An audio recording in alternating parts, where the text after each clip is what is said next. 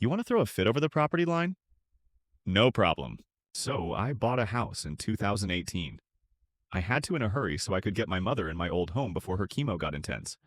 My family had outgrown the one we were in, and we found one that needed some work but had 5.25 acres and a chicken coop. Neighbor, Dan, obsessively manicures his property, and it is much nicer as a result, but the price and features worked for us on our side. We fix up and paint the chicken coop, only interrupted once by Dan asking us to tear it down or move it. Surely the coop was well on our side of the property line, I thought. I politely declined and described how the only thing I'd be doing is building an enclosed run toward my house to protect the birds from predators after fixing some things inside the house that have been neglected. The previous owner was a serious alcoholic, and there's a lot of work to do. Dan walks away angry but defeated. A couple of years pass and the run is built exactly as described, and our informal survey shows the property line about 20 feet back, and I build gardens roughly the same distance from the property line. Dan has a survey done that suspiciously puts the back corner of the coop and about 1/3 of the run over the property line, but we agreed that it could stay so long as I don't encroach any further, and I eventually move it, which was my actual plan.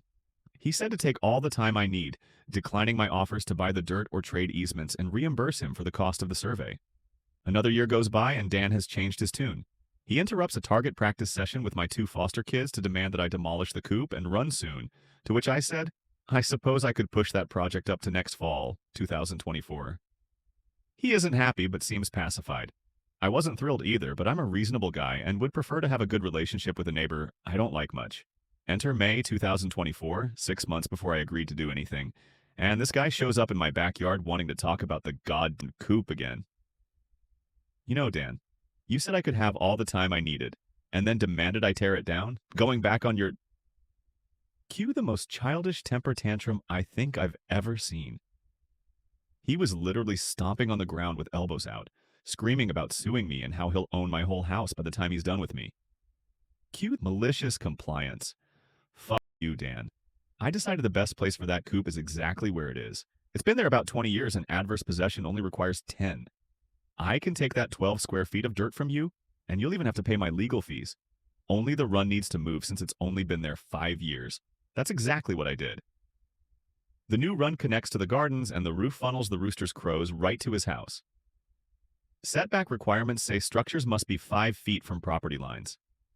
The back corner of the run is now exactly 5 feet 2 inches away from the supposed property line, and he gets to hear and smell my chickens every single time he's outside.